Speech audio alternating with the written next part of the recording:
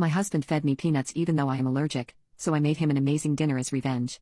My husband is one of those people who believes that the power of the mind can combat anything, so much so that when my grandmother had cancer, he told her that instead of going to chemo she should meditate and convince herself she isn't sick.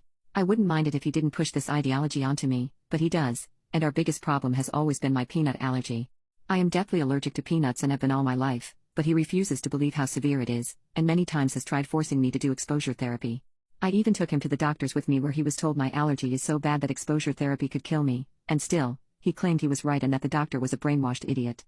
Well, yesterday he took it upon himself to prove that exposure therapy can work. I came home from work and he surprised me with a batch of homemade cookies. I was confused at first and asked him why he made them since he is lactose intolerant, but he said it was a surprise for me. I excitedly kissed him, but before taking a bite I asked for the ingredients. He told me they were just normal cookies, then got me to smell one. I did and thought they smelled strange, but I didn't say anything. My husband then broke off an absolutely tiny piece and started inspecting it. He joked that he was just doing a quality check, then gave it to me. I ate the tiny piece, and immediately started to feel hot. I broke into a sweat and my throat started to swell. I told my husband something was wrong, and when he saw me double over and grab my neck and chest he called the ambulance. I went blue in the face and my body felt like it was on fire, but I mustered up the strength to yell at him to get the EpiPen. He did as I asked and used it on me, and I instantly felt myself start to regain the ability to breathe. I heaved air into my lungs, and thankfully the ambulance came quickly. I was discharged after a few hours and was more or less okay. Afterwards I asked my husband to explain how that happened, and he started off by saying I shouldn't get mad. Turns out, he put peanuts into the cookie, trace amounts, to start exposure therapy. He figured I would never agree to it myself so he did it for me. I couldn't believe it.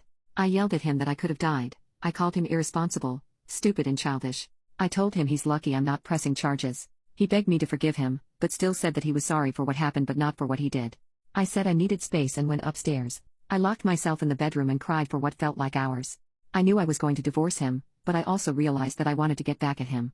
I decided that for the next 24 hours, I would act like everything was fine and serve him an amazing meal. That was my revenge. I came out and said that I forgave him, that I thought about and that I let my peanut allergy control my life, that I ate trace amounts of peanuts and survived. I sweet-talked him into thinking it was all okay, and the next night I made him dinner. I prepared marinated chicken and homemade wholemeal bread as well as pasta. I told him this dinner was to celebrate our new start and me opening myself up to the power of the mind. He was so excited hearing this, and we finished our meal half an hour later. But then another 15 minutes went by, and he started complaining that his stomach was sore. That's when I said, "Oh yeah, I marinated the chicken in buttermilk and the pasta was soaked in butter before I cooked it.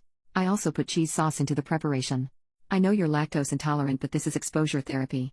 I did say I was willing to start it. He looked at me with a look of betrayal. Not even a minute later he ran upstairs. He stayed in the toilet for over an hour, and as he was in there I packed clothes for a few nights.